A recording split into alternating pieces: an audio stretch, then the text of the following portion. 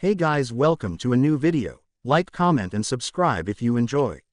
Without any further interruptions, enjoy the What If. Chapter 3. The Chariot, 7. Ichigo's personal quarters in Silbern, the night Ichigo joined the Wandenreich. As soon as Jugram showed Ichigo his new quarters, which would be his for a long time, and left, Ichigo and Giselle had a conversation about. Well, mainly why exactly Giselle stores files of her own blood in her quarters. Ichigo was appalled at her reasons at first, but he schooled his expression fairly quick to not hurt Giselle's feelings. From what he could tell, Giselle was actually terrified at the thought of telling him about her quirks, and Ichigo honestly didn't want to hurt her no matter how much the thought of turning others into a puppet with her own blood bothered him. He also got a brief idea about what the letters each Sternritters were given held. Giselle's epithet, the zombie, gave him a lot to think about, but he was almost certain that it would work out in the end. When Giselle told him about the reasons of her shrift holding that particular power, Ichigo really couldn't help but sympathize to her. It also made him wonder what shrift and ability he would receive when he becomes a Sternritter. He honestly had no idea. After their talk was done, Ichigo politely declined Giselle's offer to take him to one of the training grounds to blow off some steam. What he needed wasn't the time to blow things up to relieve his stress. No, he needed time to think about everything, mainly his current situation, the vile acts of the 12th Division, the way the Gote 13's captains were hiding something of this caliber from him for more than a year and a half, how one of his supposed Shinigami friend was actually the one who let his mother die to Grand Fisher. Well, Giselle was one of his reasons too, but it didn't really bother him as much as it was supposed to. Friend, my ass, I'm going to fucking kill him, Ichigo growled, no one near him to feel the venom dripping off his words. No one was going to stop him from taking righteous revenge on some of the Shinigami, absolutely no one. When he agreed to come to the Wandenreich with Giselle to at least know the intentions of the Emperor, he never thought he would actually be looking forward to the war. But now, everything was fair game to him. They say revenge isn't a good motivation to anything, but Ichigo couldn't help really. All those years he had wallowed in grief and guilt. As a 9-year-old kid he was devastated by the fact that the main cause of his mother's death was him, and it never got any better over the years, although he seemed to be getting over it. Alas, it was only for the sake of his sisters that he buried his thoughts about her death deep inside of him. And then Go-Chin had to put up a poster of his mother, which really didn't help even a bit. When he saw it he felt many emotions, but at the end it was always guilt that came back to bite him. He thought he had finally found some closure about the matter when his old man killed the Arrancar turned Grand Fisher, since it meant her soul would be free from suffering at last, and she'll finally find her way to Soul Society. But no, the Shinigami had to find a way to make her suffer even more than she already had, something a kind-hearted person like her didn't deserve. All the grief and guilt he felt over those years turned into burning fury for the 12th Division. And then it became outright hatred to the Shinigami when he learned about the involvement of Aburai Renji during the events of his mother's death. Learning his true heritage and what the Shinigami had done to the Quincy over the course of history didn't put them in any higher regard. As if it wasn't enough, the very events that turned his friends and family against him was orchestrated by the Shinigami, as they actually found some use to their substitute Shinigami, whom they discarded when he lost his powers, as a bait no less. He never trusted the Shinigami as a whole, especially when he learned that they blindly followed the forged orders of the Central 46 who were already killed by Aizen's hands at the time to execute Rukia. If the Central 46 suddenly deemed him as a threat, the Gote 13 would have instantly turned into a foe regardless of the alliance they established. The Shinigami were proud of what they were and looked down on everything other than themselves. It was easily shown in Aburai's choice of words in degrading humans when he came to retrieve Rukia for her execution. They had a sick bastard who only thought of others as a potential experiment material as a captain, and it disgusted him to no end. The Soul Society was a heaven only reserved for the Shinigami, normal souls be damned. Considering how his mother was taken from the Rukongai by the 12th Division to be used in their experiments, it wouldn't take a genius to know how they thought of normal souls. Ichigo wasn't naive enough to believe that they were doing it on their own. No, they most certainly had the consent of the others, or at least some of them. When the time comes, he wouldn't blink an eye while fighting against them. It didn't matter if they were on friendly terms with him or not, for if they got into his way he wouldn't be as forgiving as he wanted to be when he first made the decision to join the Quincy Empire. Ichigo was always a hot-headed person, whether he liked it or not. There were a few reasons on that aspect of him. For one, his natural orange hair took in a lot of attention to the delinquents of Karakura town since he was young. They always sought out a fight with him, be it because of his reputation being the top dog of Karakura, or the way he usually didn't condone acts of injustice if he could help it. He really was a crybaby and a softy when his mother was alive, but that changed dramatically since her death, which was revealed to be at fault of the Shinigami. Another reason was mainly his father. The way he always tried to catch him off guard, no matter the time or occasion, actually gave him a lot of stress. It was a daily routine in the Kurosaki household for years, and the 1 week his old man actively went out of Ichigo's way to avoid him. It really helped Ichigo to rein in his stress a little, although there was another source of stress at the same time, but when was the last time where there wasn't? When he lost his powers once more, Ichigo vowed to himself to never leap into situations without thinking again, to think a lot more than he used to. When he realized his Quincy heritage and his Quincy blood inside him woke up, his somewhat aggressive nature became a lot more easy to control. But there was a limit to all that. If it wasn't for Giselle, he doubted that he could have kept his temper through all the shit he heard today. He was on the verge of breaking into pieces before Giselle showed up, and it was only thanks to her that he was out of his week-long depressed state after all. Then there was another matter that was bothering him. The final Getsuga Tensho was supposed to be the end of his powers for good. How did he still have his hollow and the Shinigami part of him? Ichigo knew that there was only one way to confirm his suspicions. Ichigo took off his uniform and crawled into the bed only wearing his pants, glad that the personal quarters were warm enough to do so. It didn't take long before sleep claimed him, which sent him straight into his inner world as Zangetsu promised. Ichigo's inner world. As soon as Ichigo found himself lying on the side of a skyscraper, he sighed in relief as he now knew for sure that he still had Zangetsu within him. He didn't really want to use his Shinigami side's power, but Zangetsu was a completely different matter. Ichigo stood up and walked up lazily to the top of the skyscraper, feeling nostalgic to be in here once more. He never expected to find himself in his inner world again, even when he learned that he had dormant Quincy powers within him. When Ichigo reached the top, Ichigo found himself staring at his Zanpakuto spirit in his inner hollow. But he knew that all was not it seemed to be as he believed quite some time ago. The truth that he realized only now was quite different from what he had believed all this time after all. "Hello, Zangetsu-san, or should I say His Majesty?" Ichigo asked almost mockingly, but Zangetsu easily accepted that Ichigo deserved to have a go at him.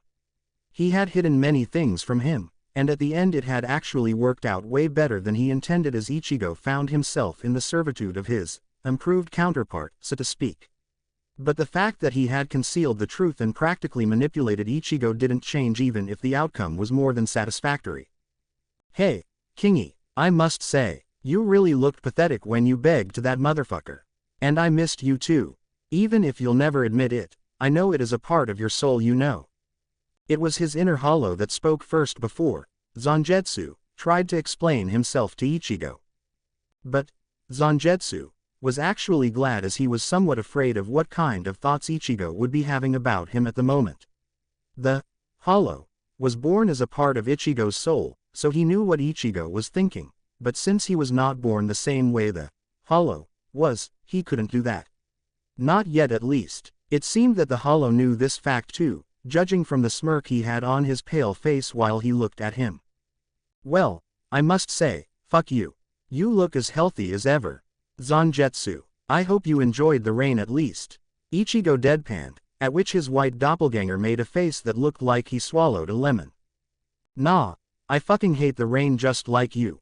And I see that you finally found out. It's been what, like 2 years? I've been waiting for this moment, you know. But then you had to completely forsake your Shinigami powers.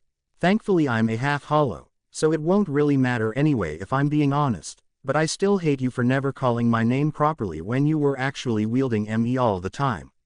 The real Zangetsu said with a little pout that looked so out of place it made Ichigo chuckle.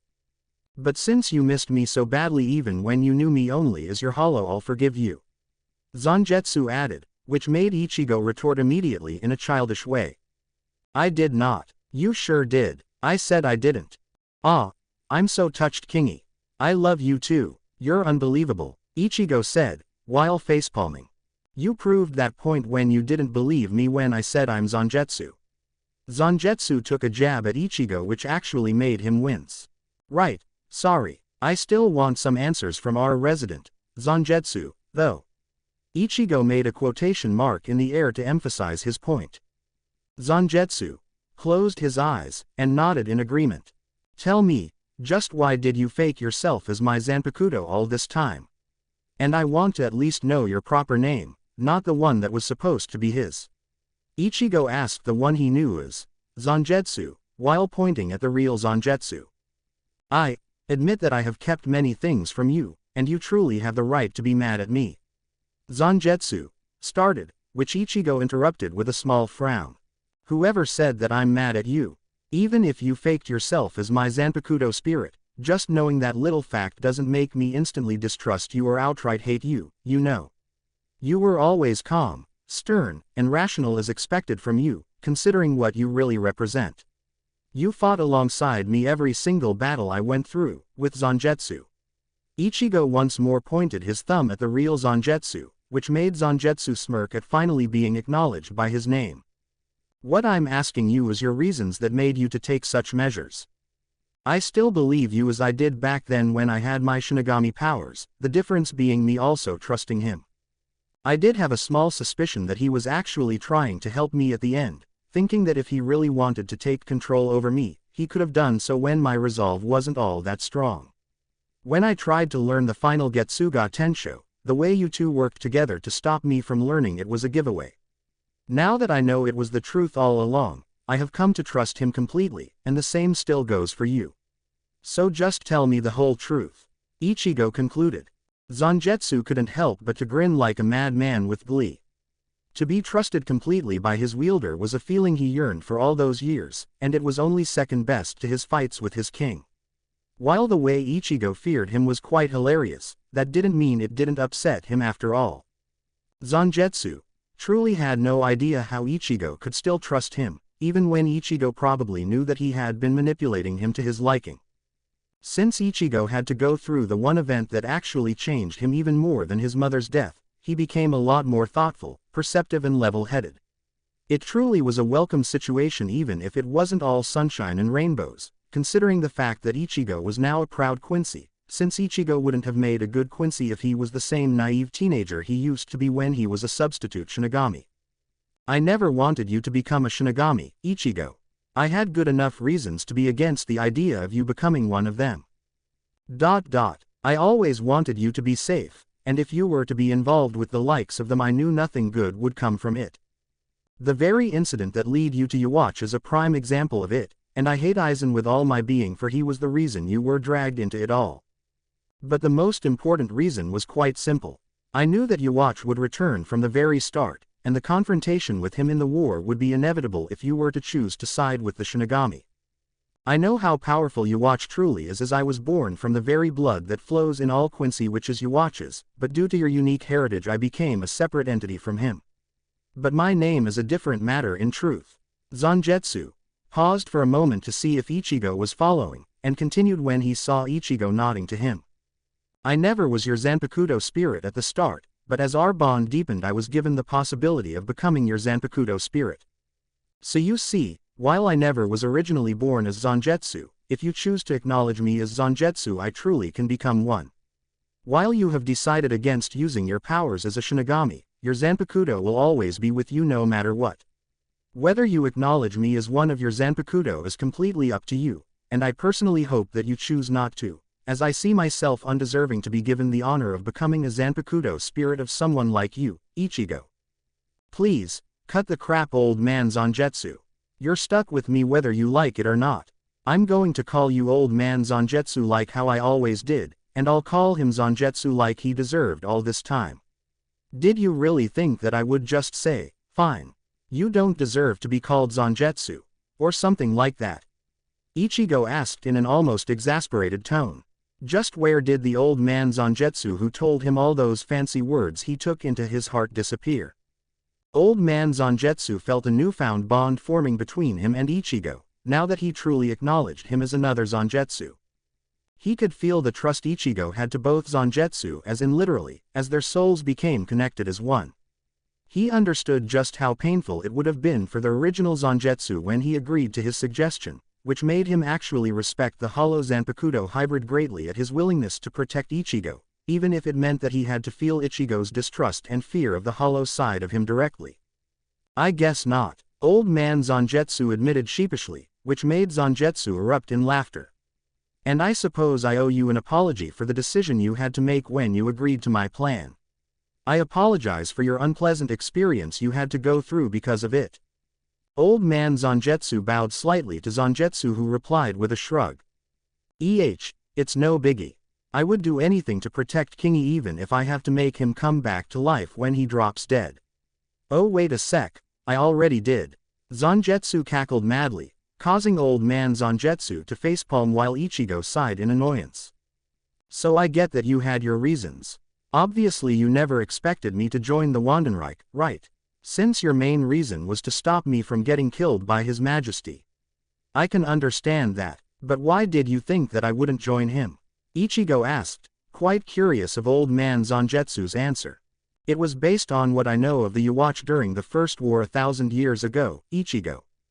I have all of Yhwach's memories, which allows me to understand what kind of man Yhwach was at that time to an almost perfect level. But alas, it seems that Yhwach has changed drastically since his 1,000-year slumber. He genuinely cares about his children as of now, and he really wasn't trying to deceive you during your conversation. I would have noticed any attempts since my understanding of Yhwach is almost on the same level as him, if not better. While he has changed greatly, small habits still exist the same after all. Old man Zangetsu said with certainty. And the way you joined the Wandenreich was the outcome of the situation you found yourself in, and the truth you learned. I doubt that anyone would have thought it possible in my place. Ichigo nodded in agreement when he heard his Zanpakuto spirit's reasoning. You know, why didn't you teach me about my Quincy heritage back then? Even if you didn't want me to become a Shinigami, I already was involved with the afterlife at that point. Don't you suppose you had no real reason to not teach me about it? I would have greatly appreciated it, considering that it probably was the only thing left that connects me to my mom, said Ichigo, noticing the clouds gather in the sky above them at the same time. His mother really was a touchy subject to him, especially today. He tried not to think about it too hard for now, since he hated the rain. It was a sentiment all three of them shared, but it wasn't really surprising since both Zangetsu were a part of his soul. Old man Zangetsu seemed to be thinking hard about his question while Zangetsu was swinging the kyber knife like Zanpakuto out of boredom. I guess there really was no reason for me to not tell you about it, but I didn't want my little act as your Zanpakuto to end at that time, so if the thought came across my mind I think I would have just waved it off. Old man Zangetsu said, at which Zangetsu added a piece of his mind. Bastard, he deserved to know. She is kinda my mom too, you know. Considering the fact that he was born as a part of my soul, I guess it does make sense. Ichigo wondered how his mother would have reacted to Zangetsu's behavior, which didn't take long. Yup, he would have been grounded for a lifetime if not more. Oh, by the way Kingy, I noticed that you finally took some interest into a chick. While I understand why you took a big deal of liking to her, I would have preferred someone more. Zangetsu motioned his hands as if he was groping something, which made Ichigo blush immediately. Have some shame, you idiot.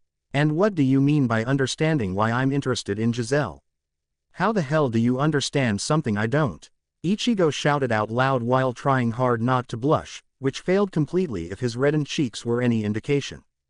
Not telling. Besides, I'm basically your somewhat more instinctual side, so your preference is the same as me, and there is no such thing as shame to instincts. Zangetsu said, making Ichigo's blush deepen in color instead of returning to its normal state. If it helps, I have the same preference as well. At this point Ichigo's jaw dropped, making him wonder just what in the hell was wrong with his head if he was hearing things like this. Did you just tease me? With him? Ichigo waved to Zangetsu in disbelief, while Zangetsu burst out in another fit of crazed laughter. Okay, seriously though, How am I able to use blood as naturally as I can use my hands, if it's not something that's supposed to come naturally to Gemist Quincy? Ichigo voiced his question while also changing the subject, since he really wasn't all that familiar with Quincy business. Although he was technically an Ek now since His Majesty gave him the right, but he was still curious about it. I can only say that you are truly an Ek and nothing more. If I were to guess, it must be something along the lines of you being born with all three major aspects of the soul, Ichigo. I doubt that your sisters would be like you, considering the fact that only you were born with all three in the beginning.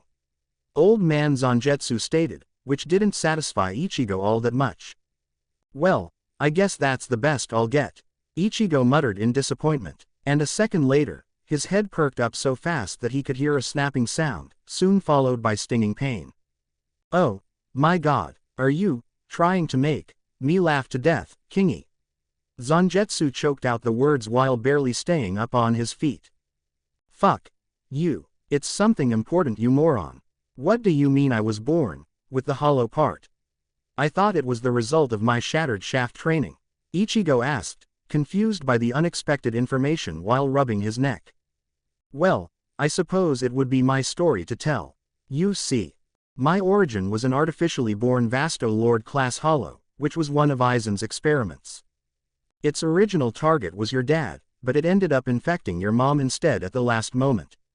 I don't know the story of how your mom survived when the infection should have made her soul kill herself, but I can only guess that it's a story only your dad, and maybe Hat and Clogs would know. So that hollow part came from your mother when you were born, which merged with your Zanpakuto during its forming process, which made me what I am now. Zangetsu tried to explain what he knew of it the best in his knowledge, which earned a growl from Ichigo. So everything comes back to Aizen. You know what, I'll be damned if I don't see Aizen made the new Soul King with my own eyes. Well, he fucking deserves it, so I'm all for it, King. Zangetsu voiced his support while starting to swing his Zanpakuto again, while old man Zangetsu nodded in agreement and closed his eyes. As Ichigo watched Zangetsu wielding the familiar Zanpakuto, Ichigo wasn't really sure if he was actually doing something very wrong to him. Ichigo asked the two spirits a rather sensitive question, which was bothering him greatly. Are you two okay with me not wielding Zangetsu in battle? Even if you are half hollow, your other half is still a Zanpakuto and… Well, I'm not entirely sure about your thoughts, old man Zangetsu, but you are my Zanpakuto too. Both Zangetsu eyed each other for a moment before they answered Ichigo's question confidently. Nah, as you said, I'm half hollow, half Zanpakuto. If I was a normal Zanpakuto I would have been fucking pissed at you, but I'm as much normal as you are, King. Zangetsu smirked, taking a small jab at Ichigo not being normal at all, but soon pouted when Ichigo didn't seem to notice it. I was a manifestation of your Quincy powers firsthand. So, no, it does not bother me that much. Ichigo nodded in relief at his Zanpakuto spirits, as he was quite worried that his decision might have made them upset. He didn't really know if he should be thankful that his Zanpakuto was nowhere near normal like himself or not. Ichigo actually did notice the jab but purposely chose not to retort for the sole purpose of pissing off Zangetsu, which succeeded if his pout was anything to go by. So, basically as long as I use my hollow and Quincy powers you two won't have a problem. Ichigo stated to make sure that he understood the situation correctly, which prompted the two spirits to nod in an affirmative manner. Fine by me, and there won't be a problem for me when I'm using both hollow and Quincy powers, I take it. As far as I know, hollow Reiatsu is poisonous to Quincy. King, how did you think you survived all this time with both hollow and Quincy Reiatsu in you? Zangetsu asked, almost feeling nostalgic at the sight of his king questioning something so obvious, just like he used to do. He did like the old Ichigo more, since he was more prone to listen to his instincts after all. But the new king was a little more deserving of the title, even if he was serving under an emperor at the moment. Well, some kings did serve the emperors at the time in history. And besides, he would pester him until he fights with his instincts again if he chose not to. Point taken, and stop giving me that look. I know it was a stupid question, Ichigo sighed in annoyance, causing Zangetsu to howl in laughter again. Ichigo couldn't help but rub his temple, due to a headache caused mainly by Zangetsu. Sure, he actually did miss him, but Zangetsu still was the definition of annoying. So, old man Zangetsu, you said that you have all the memories of His Majesty, right? Old man Zangetsu grunted in confirmation with a curt nod. Does that mean I can learn any Quincy techniques that were in his memories from you? Yes, I intended to teach you even before you asked. You'll need to be stronger than ever, if you're to participate in the upcoming war as a Sternritter. Old man Zangetsu agreed, actually quite eager to teach Ichigo everything he knew. If it was inevitable, he would do his best to keep Ichigo safe. Oi, King, I'll teach you how to use mine too. Just think about using both Hierro and Blood Vene as your defense. I bet even Kenpachi's gonna have trouble trying to cut through it. And how about a Gran Rey Cero powered by your blood artery? It's gonna be the new definition of fucking badass. Zangetsu butted in, not wanting to be left out, which was surprisingly agreed by old man Zangetsu. Even I must admit, the synergy that would come as the result of combining those skills would be beyond anything each could offer separately.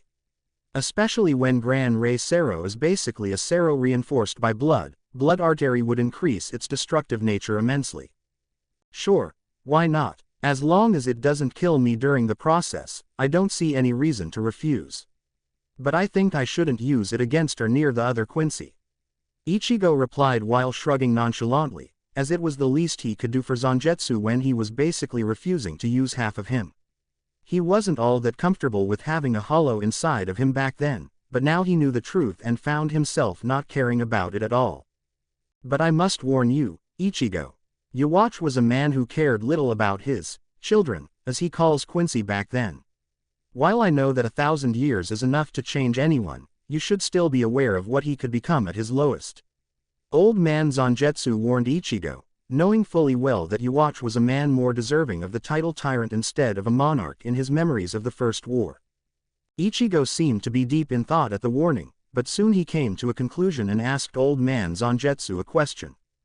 You said there was no attempt to deceive me back in the throne room, right?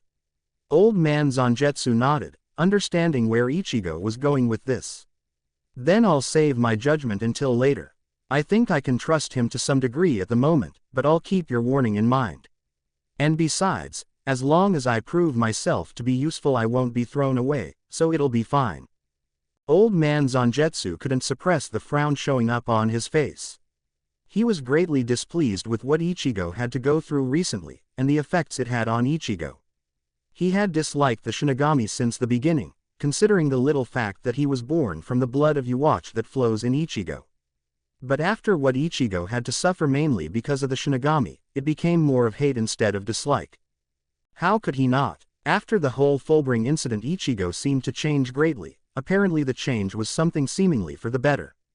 But as a part of Ichigo, old man Zangetsu knew that it wasn't all full of positive influence to him, since Ichigo was broken because of it to some degree. Sure, Ichigo had looked back at his actions and decided to learn from it, and vowed to never let the same thing happen again. Ichigo became more perceptive and thoughtful, finally using his natural smarts at its fullest. But Ichigo's pride suffered greatly when he had to beg to Tsukishima. He gained an insecurity due to the Shinigami breaking off all contact with him when he was no longer useful to them, and it became worse when he found out that he was used by them as a mere bait when he was no longer useful to them. While all the actions his friends and sisters took against him weren't theirs to blame, it hurt him all the same and broke his heart, a lot. Old man Zangetsu was sure that Ichigo still wanted to solve the situation with his hands, but Ichigo probably knew that everything wouldn't go back to the way it was like he first thought when he accepted the Wandenreich's offer. At the same time, Zangetsu gritted his teeth in anger. The Shinigami were the cause of the biggest grief in his king's life, and his involvement with the afterlife started from the plot of a Shinigami turned traitor. Almost every event that happened during his time as a substitute Shinigami, Ichigo had to constantly fight for his or others' lives. Ichigo even died once in the process, and lost his powers twice. And then it turns out that they were concealing a very important information about one of their divisions dishonoring their mom after her death, as if what they did to her when she was alive wasn't enough. He himself was one of the cause she had suffered, which was a result of Aizen's schemes, and he knew just how fucked up Ichigo's family was due to the Shinigami. He would be damned if he let Ichigo be hurt by them any more than they already did. Alright, So let's start with the training. Since you seem to be itching to do something, you're going to teach me first Zangetsu. And I suppose I should use Zangetsu in here when I'm learning from you. Ichigo closed his eyes and concentrated, and a moment later his Zanpakuto appeared in his hands, vastly different compared to the Zangetsu in his memory. Quick question. Since when did my Zanpakuto look this cool, and became a dual-wield Zanpakuto? In his right hand Ichigo held a completely white kyber knife-shaped sword which was about the size of the original Zangetsu in its shikai, while an arm-length trench knife-shaped sword was held in his left hand, a full black-colored one that contrasted with the other blade. He also noticed that the right one had a hollowed-out portion which he understood its nature instantly, due to the reiatsu it emitted. The white one is obviously yours, Zangetsu. I can feel the hollow reiatsu in it, while the other one gives off the feeling of a Quincy's reiatsu. So what brought this change other than the fact that I acknowledged you as one of my Zanpakuto spirits? Ichigo asked, curious at the change of his Zanpakuto. I believe I can explain about it, Ichigo. You see, the old Zanpakuto you knew as yours was a faux Zanpakuto. It was never properly formed from an Asachi, so it's only natural that it never really was your true Zanpakuto. Since I withheld most of your powers during that time, it was an incomplete one, and a fake at that. Ichigo stared in disbelief at old man Zangetsu's revelation about him suppressing the majority of his powers. Seriously, now I get why you seem to be so worried that I would resent you. Yes, and I believe I've already told you my reasons in my actions. I always wanted you to be safe, and we always allowed just enough power for you to use when you were truly in danger. Although there was a miscalculation one time, which actually resulted in your death. Old man Zangetsu sighed in shame of himself, only to be interrupted by Ichigo. Whatever, I don't really care about what you two did in the past at this point. It's the same reason that I don't hate my dad about how he hid things for me. Am I a little mad about what you did? Sure, but I don't hate either of you, so just suck it up and get over your guilt. Got it. Old man Zangetsu nodded hesitantly. Good, so, this is what my real Zanpakuto is, huh? And this smaller blade represents you since you actually became one of my Zanpakuto, right? Old man Zangetsu nodded once more, which made Ichigo laugh to the two spirits' surprise. Well, at least I get to wield my real Zanpakuto when I'm learning from you too. I doubt that I could get my hands on an Asachi anytime soon, and I'm still not sure if I actually want to either. Maybe it'll change later on, or maybe not. Anyway, let's get started, Zangetsu. Don't go easy on me even if I'm way out of practice right now. I always did learn faster when I was fighting a losing battle, didn't I? Ichigo asked with a small grin, which Zangetsu returned with his own full-blown one. You sure did, King. Get ready to get your ass whooped, 'cause the first thing I'm gonna teach you is how to form your hierro. Zangetsu swung his blade at Ichigo with a gleeful expression, overjoyed with the fact that he was finally going to get his long-overdue fight with Ichigo. And you don't feel the need to tell me the instructions? Ichigo answered, blocking Zangetsu's slash with ease. Hollows are all about instinct, Kingy. If you don't want to get hurt, you'll learn how to use it. Zangetsu cackled with glee. Zangetsu was slashing his blade madly, which Ichigo did have trouble following. He grimaced as he found himself nowhere close to his fighting skills before he lost his powers. Ichigo winced when Zangetsu slashed his left arm, only to be blocked completely by his blood vein. He raised his brows, and grinned. You know, Zangetsu, you'll need to do better than that if you're actually going to cut my blood. Ichigo taunted while ducking to avoid a slash aimed for his neck, and then kicked Zangetsu in the gut. Oh, getting cocky are we, King? Well, it's your funeral. Getsuga Tensho. Zangetsu released a white burst of energy with the reddish light of a Sero which was cut in half by a smirking Ichigo. Let's up the game, shall we? Bankai. Ichigo called out with his two blades overlapped, but soon blinked in confusion as nothing happened. You can't use that Bankai yet, King. Your body won't be able to withstand its power. On the other hand, I have no such qualms. Bankai. Zangetsu released a pillar of red and black reiatsu, while Ichigo merely gaped at his new Zanpakutos. His body won't be able to withstand its power. Just how powerful was he at his fullest, when old man Zangetsu wasn't purposely keeping his power at bay? He was brought out of his thoughts when he knew Zangetsu's attempt to cut him from behind. You weren't supposed to be able to react to that speed, Kingy. Zangetsu said with a small frown, which caused Ichigo to chuckle lightly. It's simple really, Zangetsu. Instincts. My body knew you were attacking on its own, and I just followed suit. You thought I would be fighting with my brain again, didn't you? Ichigo smirked when he saw Zangetsu's expression, which was somewhere between being proud at him and wanting to strangle him. I wouldn't forget the lessons you two taught me over our fights. And I said don't go easy on me. If you aren't gonna do your best to beat me down, I will. Getsuga Tensho. Ah, shit, Getsuga Tensho. Zangetsu was barely able to overpower Ichigo's blue Getsuga with his own, as he formed a black mask with two horns pointing frontwards, and two white lines running down vertically over his eyes. His hair now reaching his waist, and Ichigo recognized it easily. Zangetsu looked exactly the same when they met the last time in his inner world during his training to learn the final Getsuga Tensho. Well, now I understand why I thought I would look real badass if my hair was longer. Ichigo muttered. It does look badass, but it's annoying as hell. Don't tell me you're going to grow it, cause mine will grow the same if you do. Zangetsu whined in reply, causing Ichigo to roll his eyes. Ichigo wondered if he could still form a mask like Zangetsu did, so he decided to see for himself. Ichigo raised his hands up to his face and dragged it down, just like how he did when he formed his mask. He wasn't all that sure about its success since he couldn't use his Bankai now, but to his surprise he felt the mask forming instantly on his face with his hair now reaching his waist like Zangetsu. The only difference other than their color was that he was wearing his old Shihakusho while Zangetsu was in his Bankai form. Ichigo checked out his reflection on his longer blade, and couldn't help but comment about his appearance. I think mine looks a little more menacing, Zangetsu, taunted Ichigo in his now distorted voice. Fuck you. As Zangetsu disappeared with a buzz, Ichigo recognized the technique as an Arrancar's Sonido and tensed his body. Zangetsu used his Sonido at full speed to try and catch Ichigo off guard, but he was blocked easily in the same way from a little while ago. But this time Zangetsu simply kept using Sonido to strike from different directions without holding back.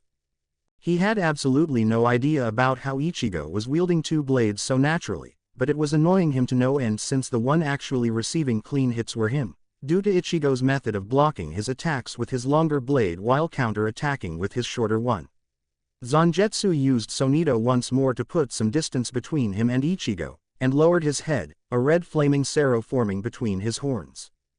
Ichigo instinctively mimicked Zangetsu's actions, since he knew that nothing short of a Getsuga Tensho would be able to negate it completely. Ichigo's own Sero formed instantly, right on time as Zangetsu fired his Sero. Sero. The two hollow-feed voices shouted at the same time, the two beams of energy clashing to show their dominance over the other, resulting in an explosion that engulfed the whole area. Ichigo took the initiative and used Shunpo to close the distance, and slashed down with both his blades. Ichigo gasped when his Zanpakuto cut through the air while Zangetsu's blade found its way to his torso, and succeeded in overpowering his blood vein. There was a welcome surprise though. White foam started to seep out from the gash left on his flesh, and the wound soon disappeared as if he was never cut in the first place. Ah, you're learning everything out of the order of how I wanted to teach you. Sero an instant regeneration, but you still need to get a grasp on Hiero, and I suppose you need to learn Sonido too, since you ain't gonna use your Shinigami powers other than our fights. Harenkyaku, Shunpo, and Sonido all have each of their ups and downs. Even if you're gonna learn Harenkyaku from the Quincy chick, you should at least know how to use Sonido, efficiently if possible. We have almost a whole year to learn everything you need before the war, and considering how you completely wrecked the Soul Society when you weren't even trying that hard. The Shinigami won't know what hit him. Zangetsu cackled madly, and Ichigo agreed with his thoughts. Yeah, I suppose I could use something like Sonido in my arsenal since I'm still not all that sure about whether to use my Shinigami powers or not. It does seem like a stupid idea to not use something I can, you know. And I think a year is going to be more than enough to learn new skills, but the more important part is to make them my own and refine it. So, up for round 2. You bet, King. Bring it. The hollow-feed Quincy and his half-hollow Zanpakuto clashed once more with matching grins under their masks, while old man Zangetsu was observing their fight from a distance with a faint smile. You are going to become greater than anyone other than you could only hope to be, Ichigo. We'll make sure of it. Kurosaki Clinic, the day after Ichigo joined the Wandenreich. So, you couldn't find him. You of all people couldn't. How is that even possible, Yoruichi? A middle-aged man with a goatee yelled at Yoruichi in her cat form, which annoyed her greatly. Oh, and do tell me, what's with your tone when I was the one who searched everywhere in Karakura town to find out the whereabouts of your son?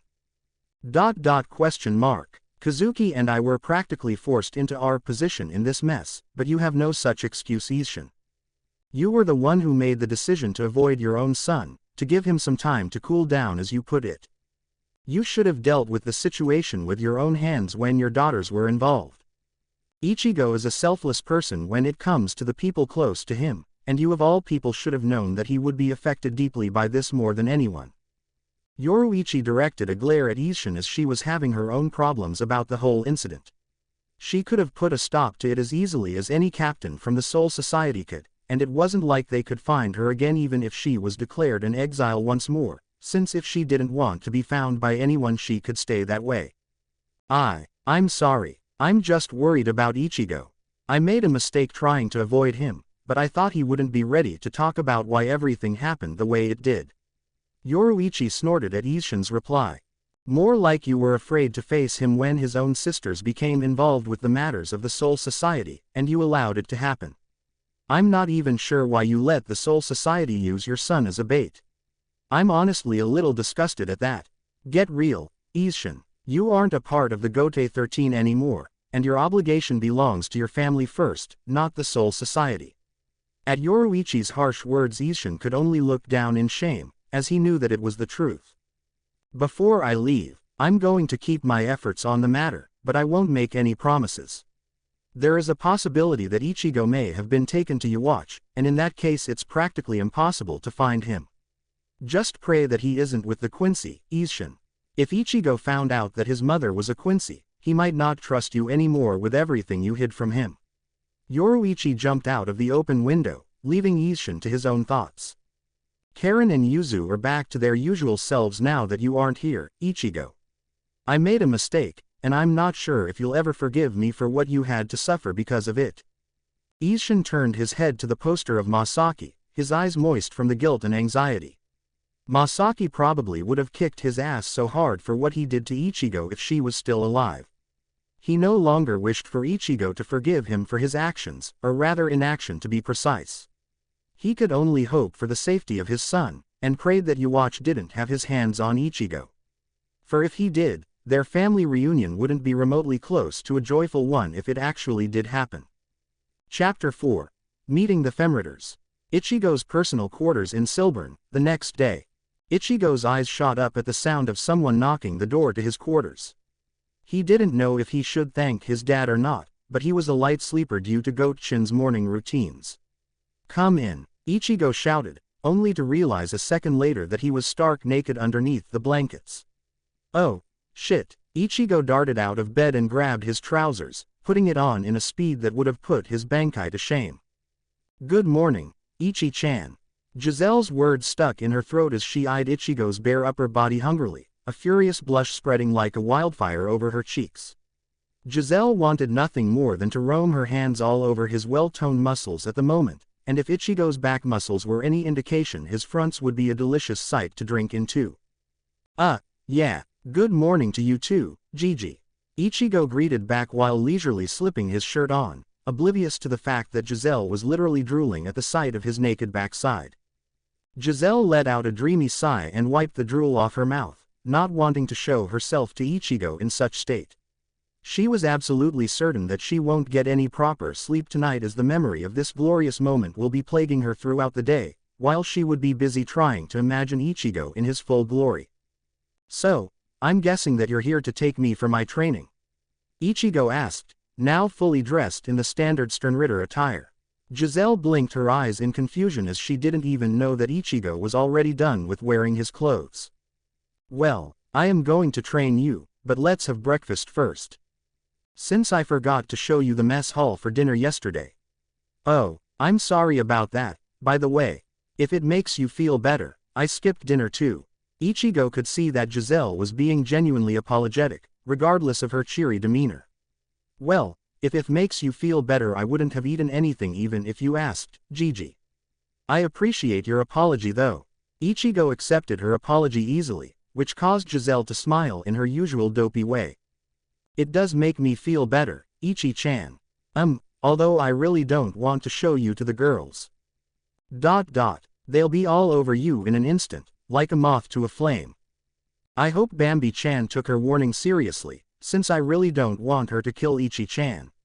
Ichigo wondered just what kind of person this, Bambi-chan, was, if Giselle was worrying about him getting killed by her. Seriously, why would she want to kill him? And then he remembered Giselle telling him about her obsession about Bambi-chan, as in how she wanted to see Bambi-chan begging for her blood. But still, why would she kill me? Anyway, I'm pretty sure that the mess hall would be almost empty this early in the morning. If we go too late, you'll be bombarded with questions from the other guys, so we better get going. Giselle said, while pulling Ichigo's hand into hers. Ichigo was a little surprised at the physical contact at first. Although it was a pleasant feeling to him, he wasn't all that used to gestures of affection from the opposite sex, since he obviously refused to count Rengoku's attempt to suffocate him with her breasts or Yoruichi's teasing as one. Ichigo didn't put up any resistance as Giselle dragged him by his hand out of his quarters for a few reasons. For one, he was hungry. It couldn't be helped since he skipped a whole meal. Second, he trusted Giselle enough to believe that she won't cause any harm to him. Ichigo trusted her a lot if he was being truthful, possibly more than any of his Shinigami acquaintances at this point. The talk they had last night erased almost any doubt he had to Giselle, as she poured her heart out to him about every question he asked with honest answers. Of course, the possibility that Giselle was simply a great actor wasn't out of the picture, but that was just being paranoid. He was more than willing to put his trust on Giselle. So, Ichi-chan, did you think about what I said yesterday? Giselle drawled out nervously on their way to the mess hall. She had already given up all hope of Ichigo ever looking at her like he did when they first met. She still remembered the warm feeling of having Ichigo's sight on her in an appreciative manner, and yearned for more, wanting to feel the sensation just once more if not forever. And which one would that be, Gigi? I remember you confessing about your sadistic streaks, your obsession on seeing Bambi-chan beg for your blood, what you can do with your blood using your shrift, and your thoughts on how you came to receive that particular shrift. Ichigo stated each topics without a change in his expression.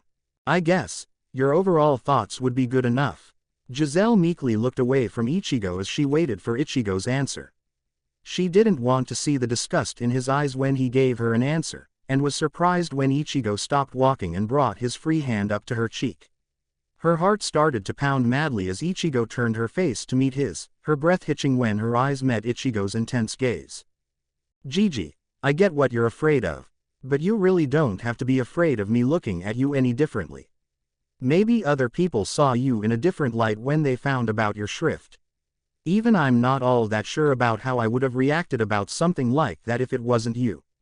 Ichigo paused for a moment, and gently pulled out his other hand from Giselle's grasp to hold both of her cheeks in his hands. I was a hot-headed idiot until barely a week ago, Gigi. I probably still am, and if we had this talk a week ago my response would have been really close to what you were expecting. But, Ichigo said while not letting his sight wander away from Giselle's light blue eyes for a second.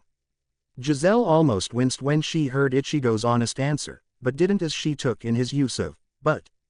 When I had to go through an experience of all my friends turning their back on me, albeit not in their right minds.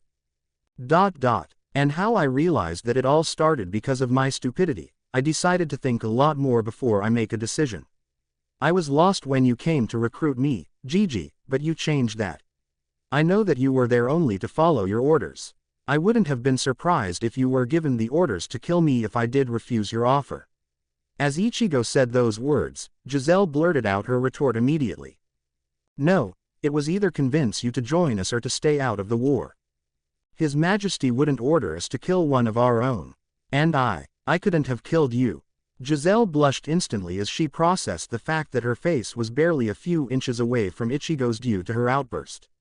And it was only then that she realized just what kind of look Ichigo was giving her while saying all those words. Ichigo was oblivious to that, too much focused on forming the words he wanted to say for Giselle. Yeah, I get that. But that really wasn't the point. Ichigo said with a chuckle. My point is that even if you were there just to follow your orders, I was affected by you a lot more than you understand. I was depressed and miserable at that moment, but you pulled me out of that state just by being yourself. I could have just chose to find Urahara for a solution, but you did a great job at convincing me to join you. Even if I was pretty easy to recruit. Giselle stifled a giggle at that, which Ichigo clearly noticed. You made me laugh for the first time after the incident with the Fullbringers. If it wasn't for you, I would be still depressed and moody, you know. I've never felt that weak since my mom's death. You're my only friend at the moment, be it the Soul Society or the human world. You're the very light that brought me out of my darkest hours, Gigi. Ichigo said in a dead serious tone, which made Giselle's eyes to tear up. That was so corny, Ichi-chan. Giselle choked out with tears running down her cheeks onto Ichigo's hands. Ichigo wiped the tears away, and placed a kiss on her brow. Maybe it runs in my family's blood. I can't say that I would be all that approving of your faults, but it won't make me look at you any less. I couldn't look at you any differently, unless you actually do stab me in the back. Ichigo tried to lift the mood a little with his poor attempt of a joke, which he realized a little too late that it wouldn't be read as a joke at the current situation. I would never betray you, Ichi-chan. Don't say something like that. How could I even think of such a thing, when I already know what the Shinigami did to you? Giselle was now openly sobbing, a rare moment for her to show an emotion to such extent. Ichigo cursed himself for even attempting to joke about something like that when they were being all emotional. Shish, please don't cry, Gigi. I'm sorry about saying that. I really know that you wouldn't do that to me. Ichigo wrapped his arms around Giselle and pulled her into a warm embrace, tracing his hands down her back in a soothing manner. Ichigo didn't know how much time had passed while he waited for Giselle to calm down, but he had to ignore some soldats that passed by while gaping at the sight of one of their most psychotic Sternritters crying into someone's chest, who they didn't know of. Thank you, Giselle said to Ichigo, her face still buried in his chest. Ichigo didn't need to ask to know exactly what she was thanking him about. You're welcome, Gigi, Ichigo replied with a faint smile. So, are you two done with whatever your moment was, lovebirds? As a voice that obviously belonged to a girl quipped from the side, Ichigo turned his head to the source of the voice while Giselle retorted immediately, not even moving an inch from her position. Just go away and fuck one of your soldats, Candy. There's nothing wrong with me going for the hotties, Gigi. Although I suppose you know it all too well, since you've been busy trying to keep one for yourself. Hey, I'm all game if you're interested, handsome. As Candace Catnip flirted with Ichigo, Giselle cried out in outrage. No, you don't. Ichi-chan is mine, and he isn't one of your subordinates you can have your fun with. Ichigo looked away from the green-haired girl, blushing in embarrassment from her revealing attire and Giselle's statement of him being hers, plus the fun she mentioned. What? Whoever said I have fun with my subordinates, Gigi? I'm not some cheap whore. As the girl defended herself, Giselle peeked out from Ichigo's chest and stuck out a tongue, causing her to seethe in rage. Lil would have disagreed on that. Well, Liltato is just foul-mouthed, and you know it. Whatever. Ichi-chan is mine. Off limits to you. Giselle glared at Candace while the said person voiced her thoughts on the matter. The way he looked away while blushing when I flirted with him tells me otherwise. No, you didn't. Giselle looked up at Ichigo in betrayal, fake tears running down her cheeks. Ichigo merely averted his eyes while his face burned in embarrassment. I suppose Candace is right on the matter. Gigi is also right about Candy being a whore. As two more girls joined the conversation, Ichigo realized that their plan of having their breakfast in peace just went straight into the waste bin. Many. Liltato. Giselle looked at the pink-haired girl in disbelief, while Candace gritted her teeth at the blonde who was heads shorter than the others. Definitely fucked up, Ichigo thought to himself as he was surrounded by three female Sternritters while holding one.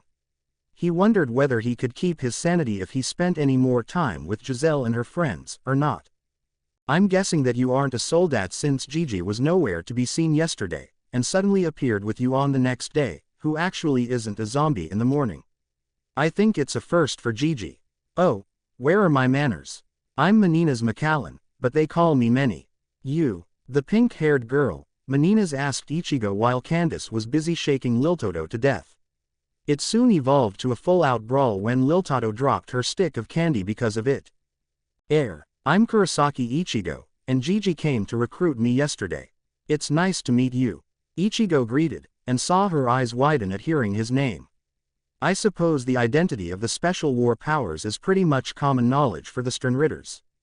Oh, I didn't expect to see you here in Silbern even if you're a Quincy through your mother, considering your ties with the Shinigami.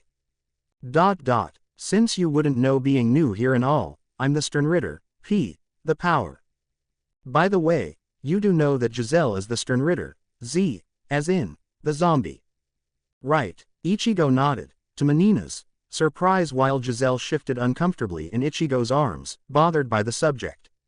Menina's didn't expect anyone who isn't from their group of girls to be okay with the idea of staying this close to Giselle, even when the said person possesses the knowledge of her shrift. That's another surprise. So, you're joining the Wandenreich instead of the Shinigami in the upcoming war. Why, you seem to be willing to give up your powers for their sake. Menina's words were cut off by Ichigo at reaching his most sensitive subject. I didn't sacrifice my powers for them. The way Ichigo referred to the Shinigami in such venomous tone made Menina's blink her eyes in surprise. She was honestly having a little suspicion that Ichigo wasn't truly on their side considering his comradeship with the Shinigami, but he seemed to genuinely hate the Shinigami. They aren't my friends or whatever your thoughts on the matter. I don't care about most of them, if not all. I have some bones to pick with most of them, and the reason why. Gigi said she read it from the Dayton, so if you really want to know, feel free to find out from it since I don't want to talk about the matter unless it's absolutely necessary. Ichigo rubbed Giselle's back to calm himself down. Okay, I'm sorry if it was an uncomfortable subject for you, and welcome to the Wandenreich. Another question if you don't mind. Do you have a girlfriend at the moment? Menina's asked, fidgeting with her fingers. Giselle bit her lower lip and tightened her grip on Ichigo, while Ichigo was visibly flustered at the question. No. Ichigo stuttered out the words in confusion. Oh, that's good to hear. There aren't any boyfriend materials in the Sternritters, and the soldats seems to be intimidated by me for some reason. At this statement Giselle rolled her eyes. You literally folded a soldat that tried to grope your ass in half. Did you honestly expect them to show any kind of interest in you after that? Although I have no idea why the soldats seemed to be unaware of how any soldats that followed Bambi-chan never returned. They never really refuse her offer. Giselle wondered if men considered Bambietta to be attractive enough to ignore such rumors and risk their lives. She couldn't help but feel anxious about whether if Ichigo would be attracted to her or not.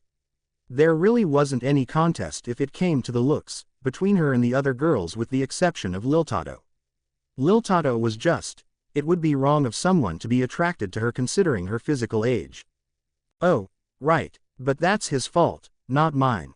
And don't you think the soldats would die anyway if they were to ignore Bambi's orders? As I was saying, except for Kang and Jugram, they really aren't all that attractive looking. Okay, maybe I could include Askin if I'm feeling really generous.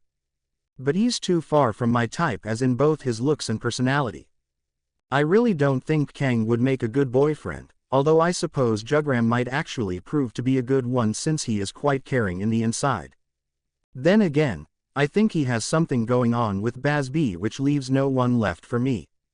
So if you're joining us, that gives me a new and probably the only choice. I did read your dating when you lost your powers, which stated that you were fiercely loyal and protective to those you care about, not to mention your looks. Oh, I just noticed, you look so much better now compared to back then, a whole lot more like a man instead of a teenager. The only flaw I noticed is that you're a bit too much of a prude, but I suppose I can deal with that. So, Menina's gave Ichigo a sultry look, which made Ichigo's retort about him being a prude retreat back down his throat in an instant. No, I won't deal with that. If there isn't a good enough guy for you, then just die all lonesome and miserable. Giselle said while glaring at Menina's over Ichigo's shoulder.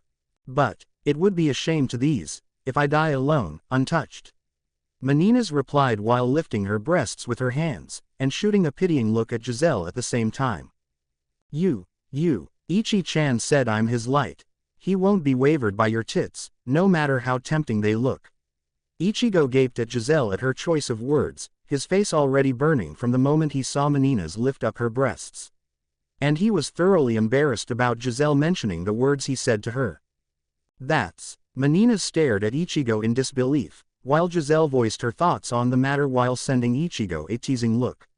I know. It's so corny, huh? So romantic. It's probably the best compliment a Quincy girl could ever hope to hear from a handsome guy like him. Please, will you be my boyfriend? I won't even ask you to hold my shopping bags when we go shopping after the war. Menina's asked, causing Giselle's jaws to drop in shock. Oh shit, why did I have to say that when I knew that you were such a hopeless romantic? Don't fall for her titties, Ichi-chan. Giselle looked up at Ichigo, her eyes watering with fake tears. Ichigo looked at Giselle, and then Menina's, and promptly closed his eye while hoping for someone to save him from such an uncomfortable position. Sadly, the help he wanted came in a more explosive form, as the last member and de facto leader of Giselle's group arrived upon the site. Why are you all here, instead of having breakfast? Bambietta Basterbine asked with a small yawn, quite obviously showing her lack of sleep with the dark circles under her eyes. Ichigo noted that she seemed to be pissed off for some reason other than her lack of sleep. Oh, hi, Bambi-chan, you look like you went through hell. Did you not sleep well? As Giselle greeted the new face, Ichigo couldn't help but check her out. Ichigo noted that Bambi-chan looked fairly attractive, even in her disheveled state. He took in the sight of her long, straight dark brown hair which flowed down to her back, and her light brown eyes which were screaming, "I'm tired," to the world. He also noticed that while her uniform was nowhere near revealing as Candace's, it showed off her feminine beauty quite well just by wearing a white miniskirt. If he was being honest about it, Ichigo would say that the uniform she was wearing was the most elegant one out of the 5, while the most military-looking at the same time. Of course I didn't sleep well, Gigi. I got banned from relieving my stress. How could I sleep? And I asked you all, why are you here instead of having breakfast? I was all alone, waiting for you guys. It was so embarrassing, and then Askin had the gall to pity me. Can you believe it? Ichigo chuckled as he thought the way she felt left out was a little cute. Unfortunately for him, it instantly marked him as the next target. And I don't know who you are, Soldat. But what's so funny? You're so lucky that I couldn't have my way with you. You should be grateful to His Majesty for the rest of your life. Ichigo raised his hands in surrender as Bambietta glared at him, unable to think up a good enough answer to cool her down other than being truthful. And he wasn't sure if being truthful would get him out of the situation or make it even worse than it already was. He isn't a soldat, Bambi. Gigi was sent out to recruit him yesterday, so I suppose he'll be joining us as one of the Sternritters. A special war power is a big deal after all. Thankfully Menina's came to the rescue, much to Ichigo's relief. Thought, he doesn't look like all. Wait, he does look like a big deal. What the fuck? He actually is the special war power, Kurosaki Ichigo. You never told me anything about this yesterday, Gigi. Bambietta glared daggers at Giselle, changing her target instantly. Ichigo could see that she had quite the explosive temper, and decided to tread around her carefully from now on. It sorta slipped my mind. Giselle replied with her trademark smile, her eyes looking away from Bambietta. Bambietta rolled her eyes in annoyance, and turned back to Ichigo much to his grief. Bambietta Basterbine, Sternritter, the explode. Ichigo couldn't help but nod his head at hearing her shrift, thinking that it fit her personality perfectly. I won't say nice to meet you, 'cause I'm not. Why did you laugh at me? Bambietta poked Ichigo's chest every time she said a word, demanding an answer which made Ichigo to concede in defeat. Well, I hope she doesn't kill me for this. I thought the way you felt left out looked cute. Ichigo stated seriously, with his eyes closed in fear of her reaction. Would she scream fucking murder for this and try to kill him? He really had no idea of what to expect. What the heck? I did not feel left out. I was just annoyed and embarrassed about them not being there at the usual time we meet for breakfast. At this information, Ichigo sent a questioning look at Giselle, who played innocent. It really wasn't her fault that she forgot about how they usually had breakfast at this time, since she was scared to death about Ichigo's reaction to her confession.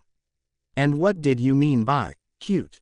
Me, cute? Bambietta's face flushed in deep red as she registered the word to her sleepy head, causing the other girls to giggle at seeing their self-proclaimed leader's such flustered form.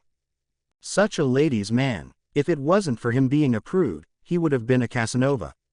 Menina's whispered to Candace, who could only agree. I suppose I could share him with you, if you're willing.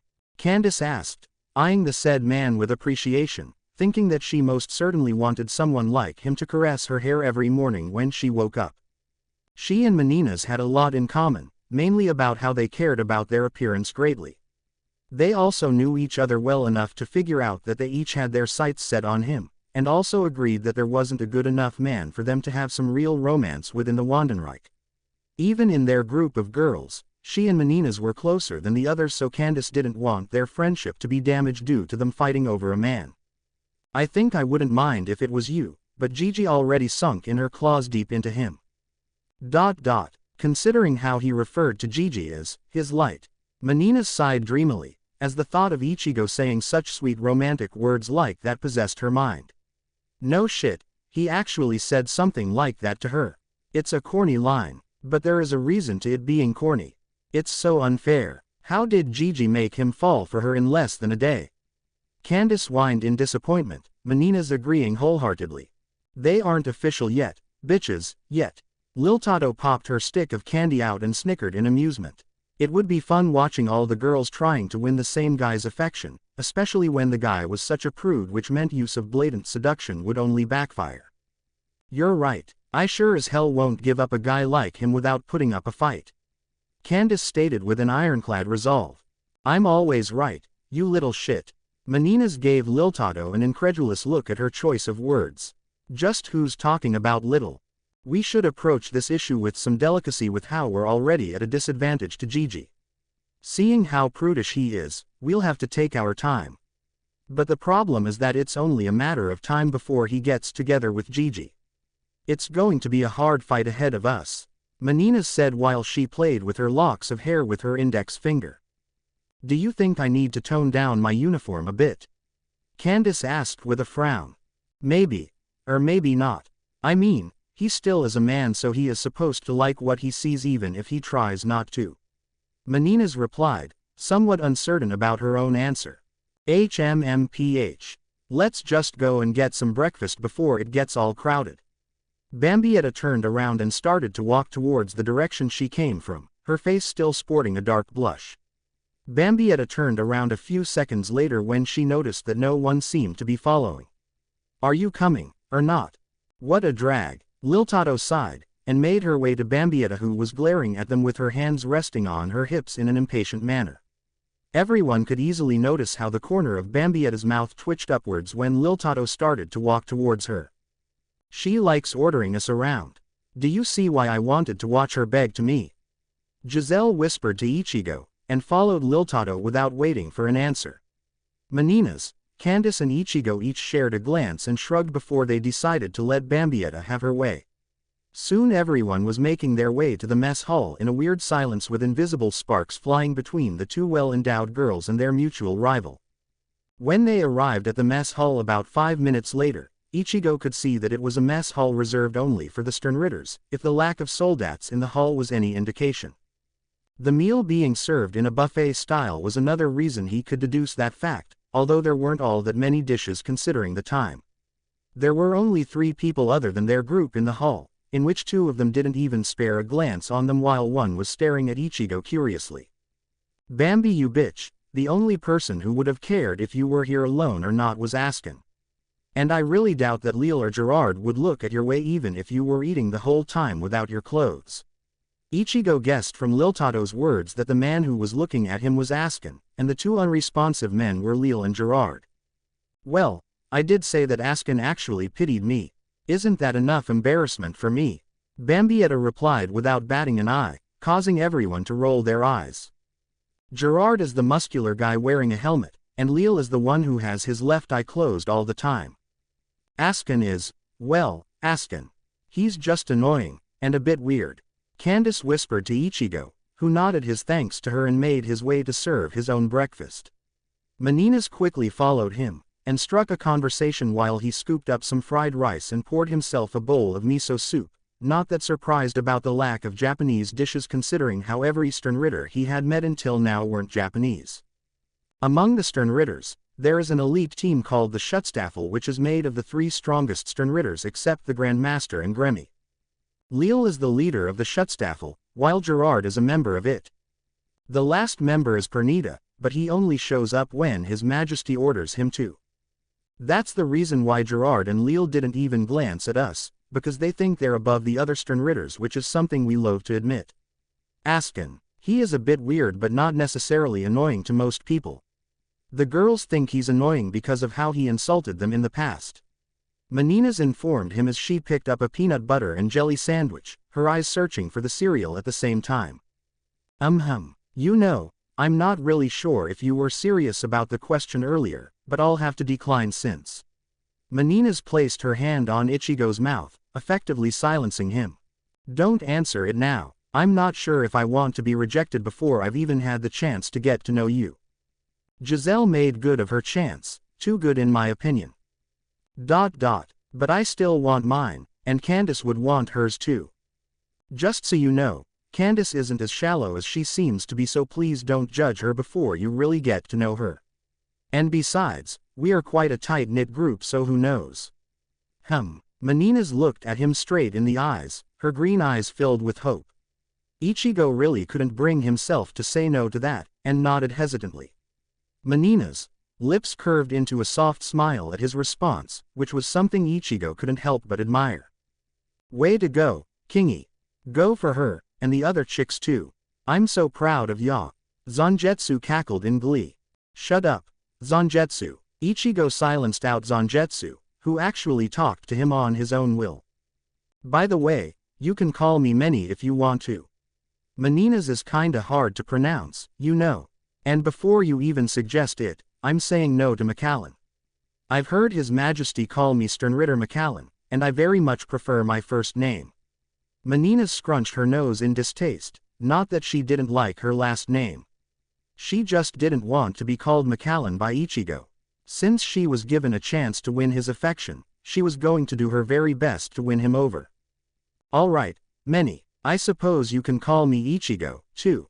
Ichigo smiled to Meninas, who smiled sweetly in return. Ichigo and Meninas made their way to the table where the other girls were taking each of their seats.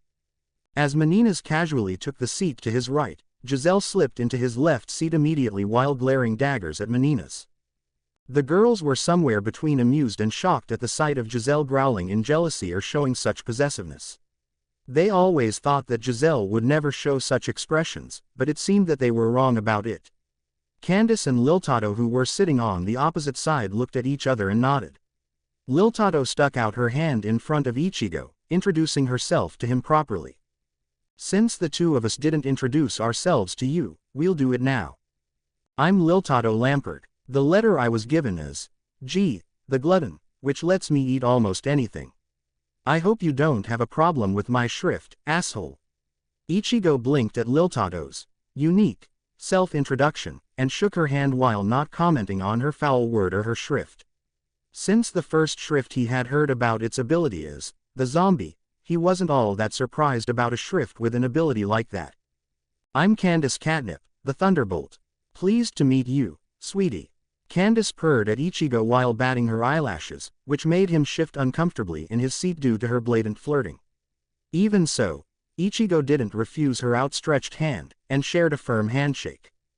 Well, I'm guessing that all of you already know about me, since knowing the enemy's special war power would be pretty important for the Sternritters.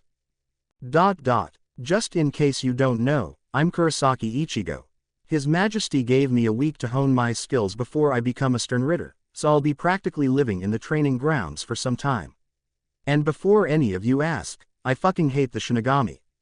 If you want to know why, ask Gigi or look up the date, and since I'm not going to answer it, I'm looking forward to getting to know you all better.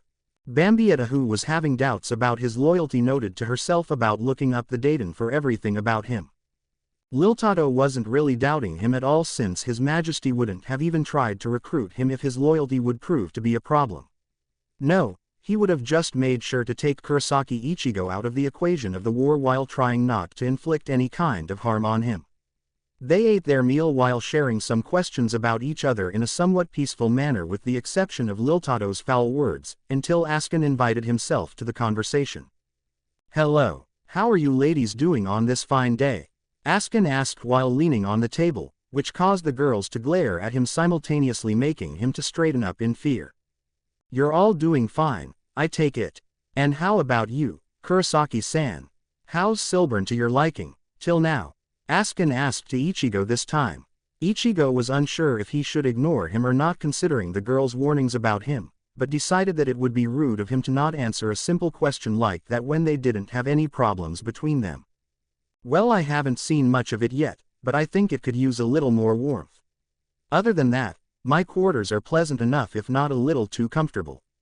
I suppose the company was great too," Ichigo answered truthfully, making some of the girls smile at his comment about the company.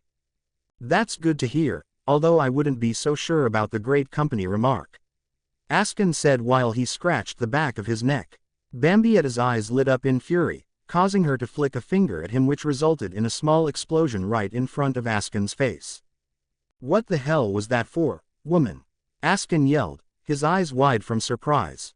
"The only reason the company wouldn't be great is if the said person was you, Askin. I'm trying to eat my breakfast and I sure as hell don't want to hear your voice while I'm eating." Ichigo winced at her harsh words, wondering just how badly Askin wronged her if she was reacting that aggressive towards him. But then again, he may have not done anything wrong, considering Bambietta's personality. It really wouldn't be all that surprising if that was the case. "Geez, alright, I get it. I'll just get going on my way, so don't shoot." Askin raised his hands in surrender, and then turned to Ichigo. "We'll meet again, Kurosaki-san. I am the Sternritter, D. Askin Nak Lavar, the death-dealing. I hope there won't be such great company with you the next time." Askin emphasized the word great by purposely drawling the word, which made Bambietta grit her teeth in annoyance even after Askin disappeared. The nerve of that man. As I said, annoying. Candace flicked a mini spark at Giselle, who was for some reason drooling with her eyes unfocused. "Owie." Giselle rubbed her forehead, the drool already wiped out of sight when Ichigo looked at her direction in worry. "You all right, Gigi? Candy is being mean to me," Giselle whined, tempting Candace to flick another spark at her. Ichigo chuckled at their antics, completely unaware of the fact that Candace's sparks did pack a punch even if they looked like they didn't. "Gigi, let's go to the training ground if you're done with your meal," Ichigo said, wiping his mouth clean with a napkin. "Wait a sec, Gigi is going to help you with your holy training?" Bambietta asked, staring at Giselle with disbelief. "Yeah, she's supposed to help me with my archery and Flugbildskrit, while Hashwalt-san is going to help me with my swordsmanship and reishi manipulation." "Why, is there anything wrong with Gigi helping me?" Ichigo asked in confusion, noticing that Giselle was looking away, trying to avoid eye contact with Bambietta. Gigi, out of all people. You do know that Giselle's own strength is barely above the average Shinigami lieutenant level, right? In a matter of fact, Ichigo did know that Giselle's strength came mostly from her shrift. "His Majesty ordered me to do it, Bambi." Giselle protested with a glare, daring her to doubt His Majesty's decision. Bambietta huffed, but didn't press Giselle on the matter. "While I admit that Jugram is the best you'll get, more sparring partners will help you a lot more than just one. You know what? Let's go and see what you're made of. I want to see just how the hero of the Winter War fights with my own eyes." Ichigo growled at the mention of the moniker he gained by sacrificing his powers to do what the Shinigami couldn't, causing Bambietta to blink her eyes in confusion. She wasn't really sure about what she had done to offend him. "I would really appreciate it if you didn't mention things from my past with the Shinigami. Just thinking about what I did for them makes me feel all nauseous." Ichigo spat out in disgust, and Bambietta decided then and there to check out the Daiden at the earliest opportunity while the same thoughts crossed the other girl's mind, except Giselle who already knew everything. Fine, I think the training ground we usually use will suffice for this. Bambietta started to lead the way, much to Ichigo's amusement. She clearly likes to be in the position of a leader. She's a bit hot-headed and aggressive, which kinda reminds me of someone who used to be like that. Ichigo stood in front of a target practice area, where various targets were lined up with differences in their distance. Let's see your archery first. All of us are efficient enough at it, so we'll be able to up your skills in no time. Bambietta crossed her arms, waiting for Ichigo to form his Hylic Bogan. Oh, you do have a Quincy cross. Right. Ichigo unwrapped his Quincy cross from his right wrist and formed his Hylic Bogan, instead of answering her question. The girls were surprised at the unusual form of his Quincy cross at first, as they could easily deduce that it was a unique Quincy cross of his own, bestowed by His Majesty. They were soon rubbing their eyes in disbelief when they saw his red long bow with spirals of black winding up its frame. It was clearly a bow formed out of reishi, but it gave out a solid hollow reiatsu which should be impossible to their knowledge. As this, hollow reiatsu, how? Candace questioned in confusion while Giselle was busy drooling all over the sight of Ichigo holding his Hylic Bogan. He used to wield both Shinigami and hollow powers back when he was aligned with the Shinigami, so it shouldn't be really surprising if he's using it with his Quincy powers candy. I think any reishi arrows formed from his Hylic Bogan could prove to be fatal to us. Menina said, slightly awed at such anomaly. That really is unique, but understandable considering his heritage. Not bad for a bastard like him. Liltato commented, which caused Bambietta to snap back to her senses while the other girls were unsure if Liltato meant the word as its original meaning or not. It was a little too much of a literal insult to his heritage after all. Ichigo, can you form a Hylic Bogan without your hollow reiatsu? As you probably know, hollow reiryoku is poisonous to us. Even staying this close to such powerful hollow reiatsu could be potentially dangerous to our health, and any arrows from it could prove to be fatal to us. Menina seemed more intrigued and in awe, rather than wary in Ichigo's opinion, but he could understand where she was coming from. I suppose I could do it, Ichigo said, thinking about the only obstacle in the way. As long as Zangetsu doesn't mess up the process, that is. Ah, I'm not going to do anything kingy. I wouldn't want to scare away your girlfriends after all. Zangetsu snickered in amusement at Ichigo's discomfort from his statement.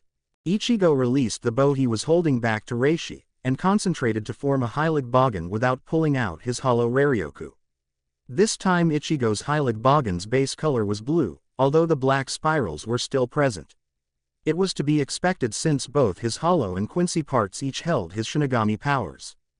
Is this good enough? I'm pretty sure that this has 0 hollow reiryoku in it, Ichigo said after he was done examining his bow, which looked exactly the same as the earlier one with the only difference being its color. Well, the hollow reiatsu is gone, so I can only assume that it'll be fine for us. Menina's put a finger on her lips, seemingly in thought about something. We'll only know for sure if you demonstrate a few shots. Alright, then shoot the target over there. Bambietta ordered Ichigo to shoot a target about 50 meters away from him. Ichigo nodded to her, and started to concentrate on forming an arrow, when he heard old man Zangetsu's advice just like the time he formed a Hylic file. You don't have to focus too hard when forming a normal arrow out of reishi. Just relax and pull the string while letting your reiryoku flow through the bow, and it will pull the reishi around you on its own. Remember that you aren't trying to shoot a Hylic file, Ichigo. Your immense reiryoku makes you quite different from the other Quincy. You could even form a Sankt Bogan if you were to be in a reishi-rich environment such as Hwako Mundo or the Soul Society, and that is something only Yhwach himself could do. Got it, old man Zangetsu. Ichigo thanked his Quincy Zanpakuto spirit while reminding himself to ask about the Sankt Bogan to him, and pulled the string of his bow, forming a pure blue arrow without the black sparks his Hylic file released. Ichigo thought that it resembled his Getsuga Tensho to some degree, and wondered if he actually could fire it while using a reishi weapon. It was something he would have to test about, and maybe he should find out if he could utilize a Sero in the same way as well. You have the gist of a good enough stance, but you could use some adjustments. Menina's commented while walking up right behind him, and started to adjust his stance with her hands. Giselle wanted to smack herself for not thinking up the idea of something like that, while Candace noted how Menina's was bordering just along the lines of Ichigo's comfort zone with her not-so-innocent touches.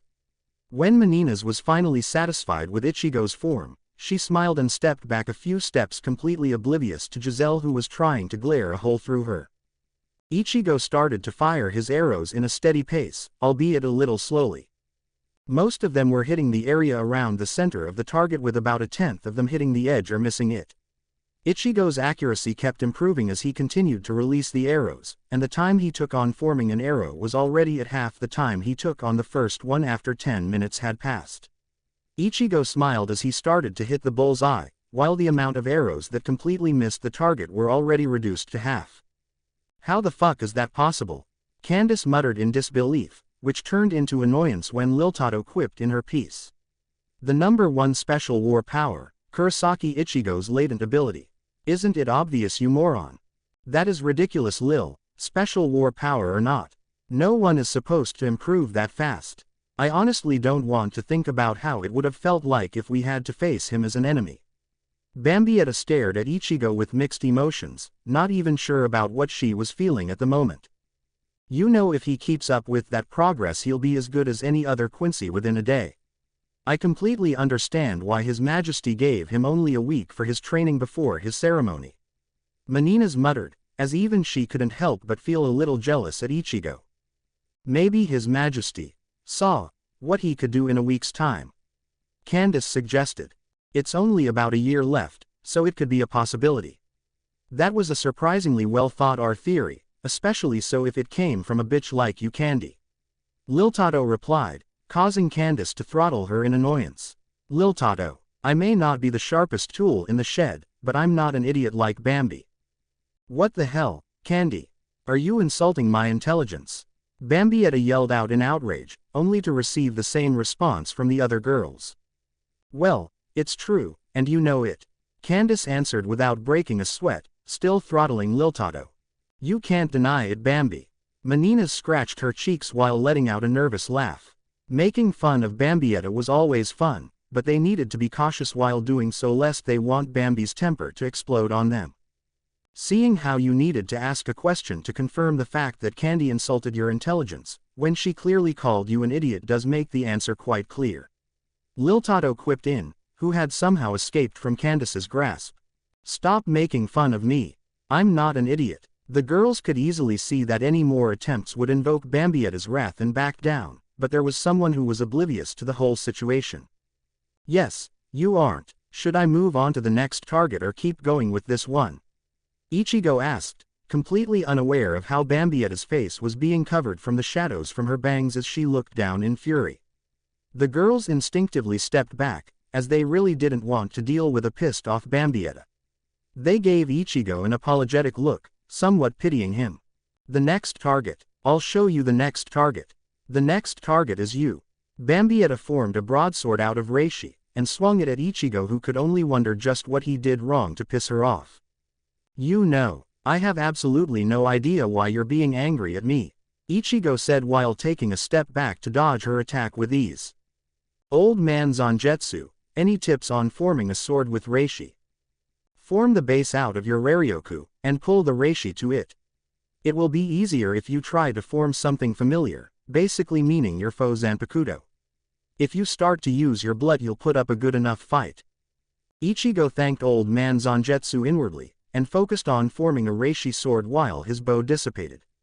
You called me an idiot. Bambietta jabbed her sword, only to be surprised when Ichigo swatted her sword away with ease, a plain white dado held firmly in his hands. Ichigo noticed how it looked exactly the same as Tensa Zangetsu, except for the color, which was obviously the influence of Zangetsu. I did not, you idiot. I said you aren't. You just misheard it, Ichigo scoffed, not noticing the slip in his wording. Well, in that case, you just called me one now. You're so dead. As Bambietta started to put more effort in her attacks after Ichigo formed his reishi sword, Ichigo found himself somewhat uncomfortable with wielding only one blade instead of two. Due to his intense fighting with Zangetsu in his inner world, Ichigo was already used to wielding 2 blades instead of 1. If you are going to kill me, Ichigo drawled out, repelling another strike from Bambietta. Red lines stretched over his body as he swung his dado downwards, obviously holding much more power than before due to his blood. Then you should at least put in some effort into it. Wah, how? Bambietta blinked her eyes in disbelief before her own blood artery activated by reflex to match Ichigo's reinforced power. Bambietta blocked Ichigo's attack, which led to a standstill, although she realized that it wouldn't be long before she would be overpowered by him. She really didn't want to admit it, but Ichigo's blood artery was much more powerful than the majority of the Sternritters, almost to the level of being able to press her in a position of advantage. Bambietta hesitantly deflected his attack, and put a distance between him and herself with a quick back step while using Flugbildskrit. Fine, if that's what you want. It's your funeral. Bambietta snarled, and charged at Ichigo with a war cry. Ichigo smirked and charged himself, trading blow after blow with the Sternritter. He was thoroughly enjoying the fight, more accepting of the side of himself that Zangetsu represented after he found out the truth. He wouldn't become obsessed with picking fights with everyone like Kenpachi, but he was going to enjoy any fights that came to him with a hell lot of gusto. Gigi, how is Ichigo able to use blood artery? As far as I know, he's supposed to be a gemist with being born between a Shinigami and a Quincy. I don't think he could have learned how to use it in the human world, and you brought him to Silbern just yesterday, so he should have had no time to learn it. I don't know how the information regarding the human world was in the Daiden, but according to it Kurosaki Masaki was degraded to a gemist before he was even born. It simply shouldn't be possible. Menina's voiced her question, confused at the situation. Candace and Liltato nodded in agreement, equally curious about how Ichigo was using the blood. Ichi-chan was able to use blood since he realized his Quincy heritage and came into contact with His Majesty. He even formed a Heilig Bogan and demonstrated Heilig File on his own, without anyone needing to teach him. I think even His Majesty was impressed with that, considering how gave Ichigo the right to be called an ect.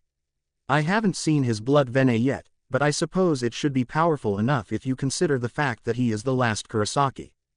Giselle said, and asked a question a moment later with drool running down the corner of her mouth. Do you think Kurosaki Giselle fits better? Or maybe Ichigo Gewell? I don't know about the former, but Kurosaki Ichigo sounds way better than Ichigo Gewell. Candace deadpanned. Oh my, if he is an ect, my family won't object to the idea of us having a long-term relationship. Giselle's head snapped towards Menina's instantly at the remark. You.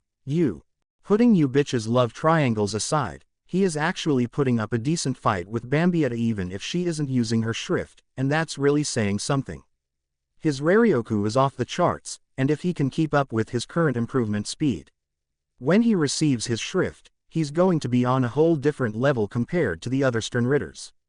Even us. Liltato trailed off. I think he'll make it into the Schutzstaffel if he wants to. Giselle voiced her opinion with certainty. You sure about that, Gigi? They really are on a different level than the others. You know the rumors about Gerard being the Soul King's heart, and how Pernita is the Soul King's right hand. Candace asked, feeling a little self-conscious about her own strength with how she probably was the weakest out of their group, even if their group was stronger than the majority of the Sternritters.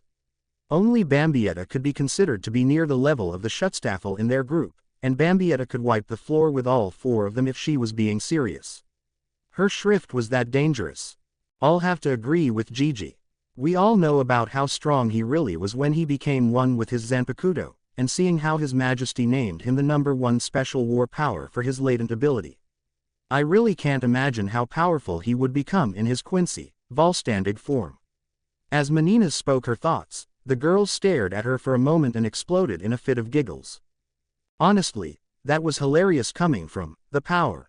Even if I hate to agree with Candy, it was funny. Many you bitch, it wasn't that funny, so don't let it get to your head.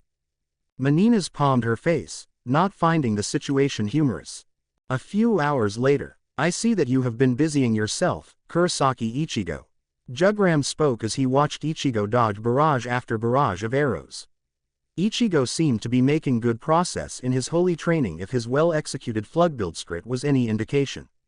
It wasn't flawless or something like that, but it most certainly wasn't a Flugbildskrit of a novice either. And the way he was disappearing with a buzz of sound, was it the sonido that the Arankars use? Oh, it's you, Hashwalt-san. Are you here to help me with my training? Ichigo asked, eliciting an affirmative nod from Jugram. I should have expected their presence, since Giselle is nearly inseparable with them. Jugram noted how Ichigo was dodging arrows that were fired from 3 Sternritters at the same time, while Sternritter, seemed to be sleeping on a bench. Ah, they've been a great help with my training. I had a lot of fun sparring with Bambietta, although she got tired after an hour or so. Apparently she didn't sleep well. So I've been training my Flugbildskrit alongside my sonido with the girls. Ichigo replied. You were able to use sonido? No, never mind, although that gives me a question. If you can use sonido, I doubt that you couldn't use shunpo. Is there a reason you chose not to use it? I sincerely hope that it isn't based on your hatred to the Shinigami, as our most effective war plan includes using their own weapons against them. Jugram noticed that Ichigo's expression didn't change even a little throughout his words. I saw no point in trying to use both sonido and shunpo in combat since they are basically 2 sides of a coin, but using both Flugbildskrit and sonido was another matter. Flugbildskrit can be used in a more versatile way, while sonido has the advantage of being able to slip through the opponent's senses. By using both techniques, I gain both diversity and unpredictability in my combat style. As for your remark concerning my personal feelings about the Shinigami, I have no qualms on the matter of using their own weapons against them even if I'm unsure of how their weapons would prove to be useful to us. They really don't have anything other than their Zanpakutos or Kido that could be called a weapon after all. In that case, you'll know fully well exactly why it would be the most effective war plan. We have created the means to steal their Bankai. Ichigo froze as he heard the name of the weapon they planned to use against their own wielders. It wasn't just any random weapon. No, it was the most powerful weapon a Shinigami could ever hope to wield, which takes several years of training to achieve, and many more to master. Jugram thought that he may have made a mistake with telling Ichigo about this information at first, as he seemed to be frozen in shock at hearing their plan. He soon realized that he had been worrying for naught, as Ichigo burst out in a fit of laughter, and a full-blown one at that. Oh God, talk about poetic justice. I can already imagine the horror on their faces when they have to deal with their own weapons turned against them, especially when its nature is actually a part of their own soul. Ichigo almost hyperventilated as he laughed at the thought. He had a hard time trying to calm down, but eventually succeeded and turned his attention back to Jugram. Sorry about that, but I really couldn't help it. Although I think we would prove to be victorious even without stealing their Bankai, I'm all for the plan if only to see their expression when part of their own soul is used against them. I understand. We shall start your training if you're ready, Jugram said, unsheathing his broadsword. Well, I'm all for it. Hey Meni, Candace, Gigi. You can rest now, and thanks for your help. The 3 Quincy girls dropped dead to the floor at Ichigo's words, completely exhausted from all the labor they had to do in order to help with Ichigo's training. Yes, finally. I really want to have some well-deserved sleep at the moment. Candace whined, checking her hair to make sure that it wasn't ruined with all the physical activity. Wake me up when it's time for dinner, please. Menina slumped down to the floor, pulling Giselle down with her to use as a pillow. Ah, Meni, why do you have to be so selfish? I wanna have some sleep too. Giselle pouted at Menina's, although she made no attempt to change her position. Jugram sighed as the 3 girls gave him a headache in short of a minute's time. Ichigo caught on his annoyance and chuckled, already knowing all too well just how much of a handful they could be from hanging out with them for a few hours. I think they aren't all that bad. I could think of a few that would make worse company. Jugram gave Ichigo an incredulous look at his remark. I admire you for being able to put up with them. And if someone who would prove to be worse compared to them truly exists, I wish to never cross ways with the person. Ichigo couldn't really make out if Jugram was actually joking or being dead serious, considering how his expression never changed. Anyway, let's move on to the important part. Bambietta already gave me a good enough workout, so I would appreciate it if you didn't go easy on me.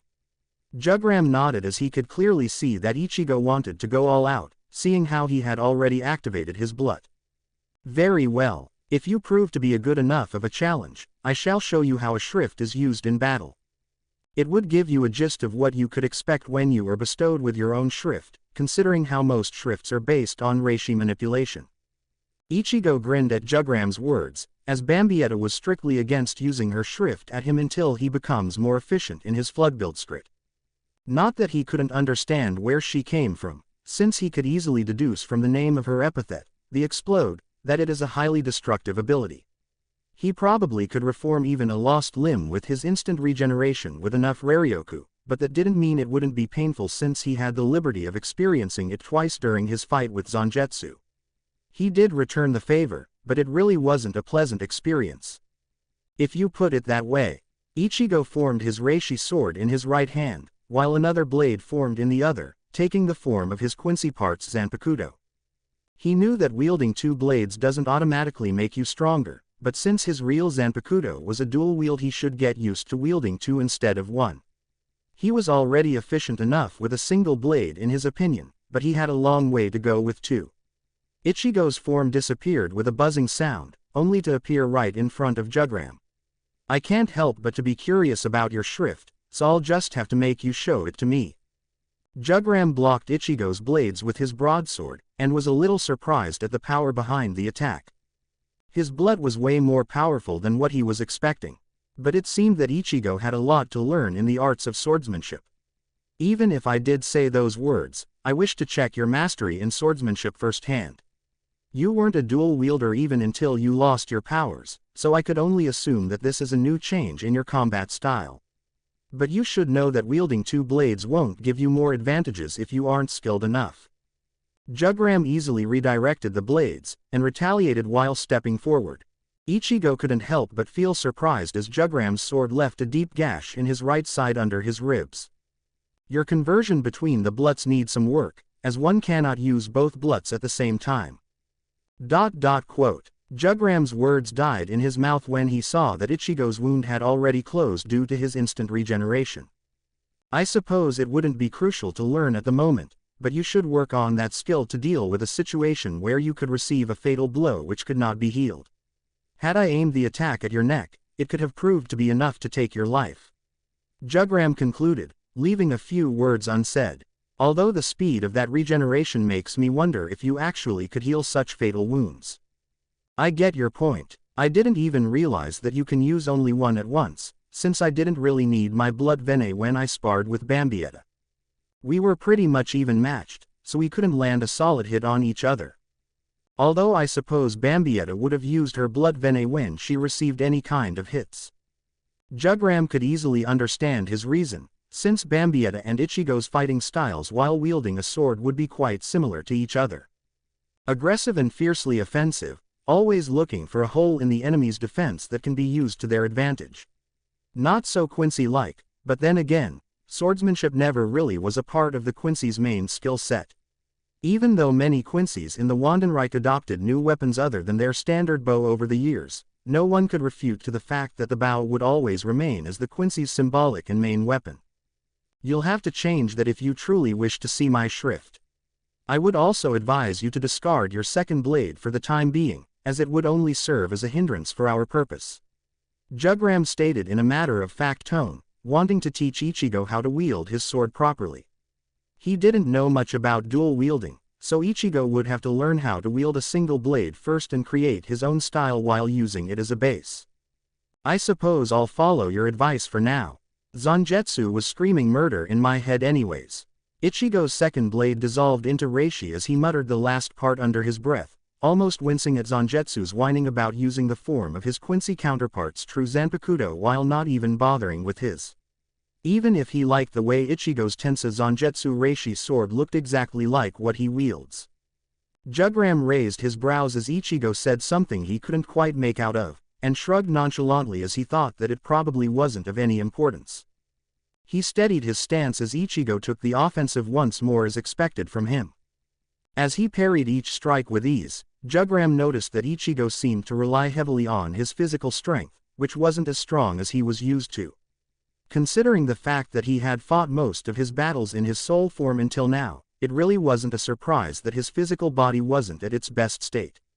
Yes, His blood was giving him a considerate amount of power, but it wasn't as powerful as Ichigo's battle-hardened soul. Your current style of combat doesn't suit you all that well, as your body isn't as strong as your soul. You'll need to train your physique to your limits, if you wish to fight like you used to do so. Ichigo grimaced at Jugram's words as he did feel the discrepancy between his real body and the one he had in his inner world. I really have a hell lot of training to do, Ichigo muttered. Training his body to its limits had no real shortcuts, after all. But then again, there actually could be one since there was a shortcut in achieving Bankai. Not that he could find something like that on his own. Seeing how your body was already able to keep up with hours of training due to the immense Raryoku you have in your blood, it would be interesting to see how strong you'll become when the time comes. But for now, you'll have to learn how to wield a sword properly regardless of that. When you meet an opponent that surpasses you in physical strength, only superior skill or sheer luck can tip the balance to your favor. I suppose you have been relying on luck until now, Jugram said, lunging at Ichigo with an upward slash. Jugram didn't say it out loud, but he could already imagine just how much of a powerhouse Ichigo would become if given the time to train properly. He had that much potential. Ichigo couldn't help but think of the time when he had to fight opponents that could easily overpower him, even when he was using his hollow mask in Bankai state. Grimjao Jagerjakes, Neutra Gilga, Ulquiorra Cipher. The Arankars of Aizen's Espada he had fought were miles stronger than him in physical means even without their Zanpakuto release, and if he had superior skills it wouldn't have been such a one-sided fight every time. Of course, he had the excuse of being inexperienced and all, considering how he had to learn everything through a fight.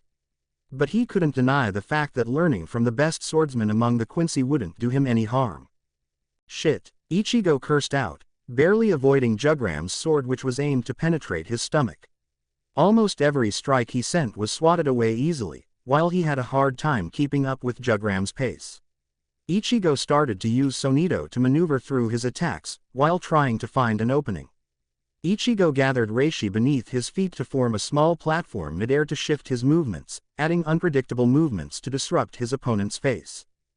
Jugram almost chuckled at the absurdity of the situation, as Ichigo was actually using Flugbildskrit in a way that even the Sternritters couldn't utilize easily. He could understand why Ichigo said he gains unpredictability when using Flugbildskrit and Sonito together.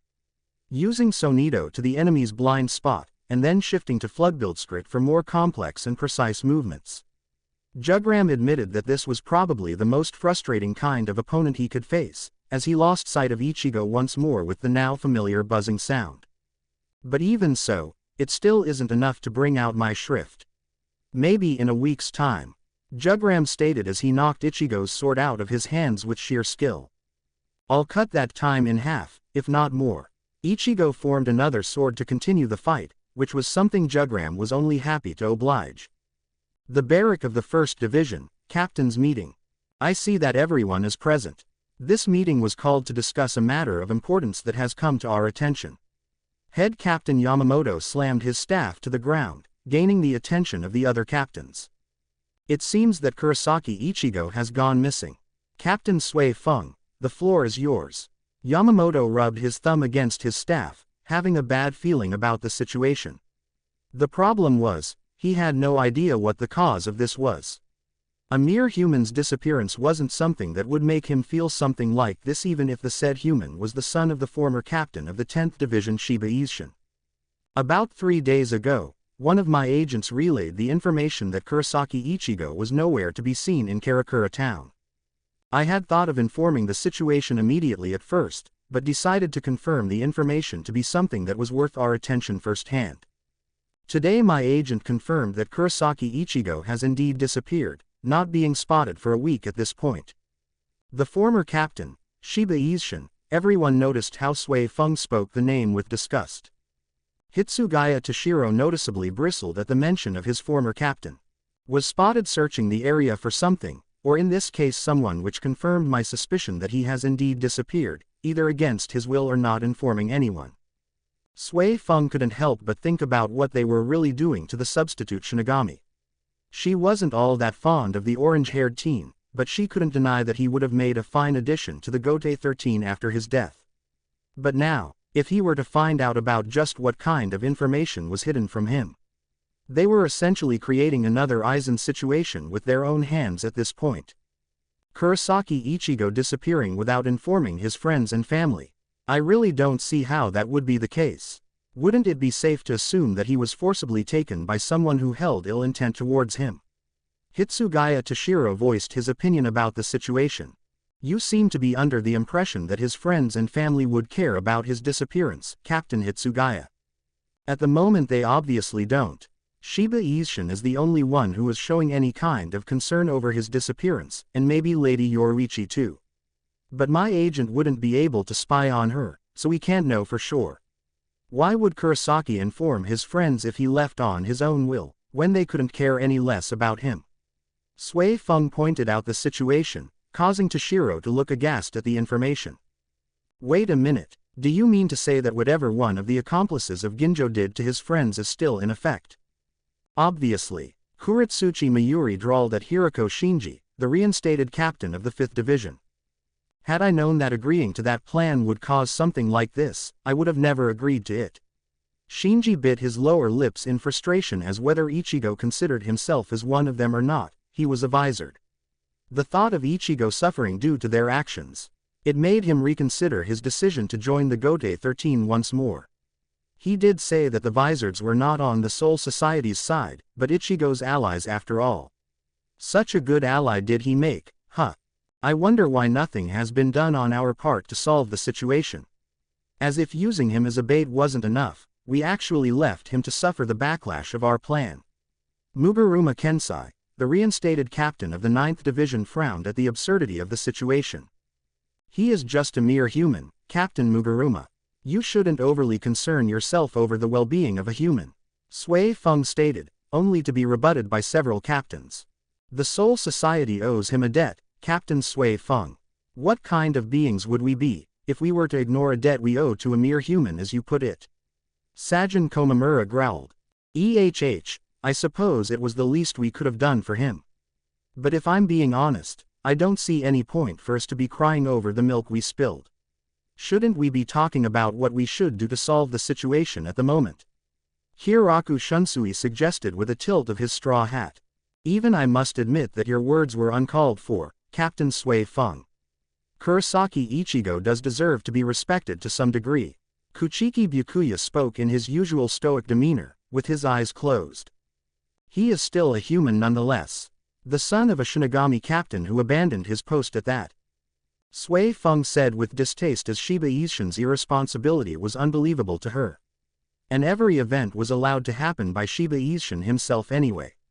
He should have been the one to defuse the situation if he saw it as a harm to his son. I see no point in changing my view on the situation, when it is quite obvious to me that the task of locating him would fall to the Onmitsukido regardless of my thoughts.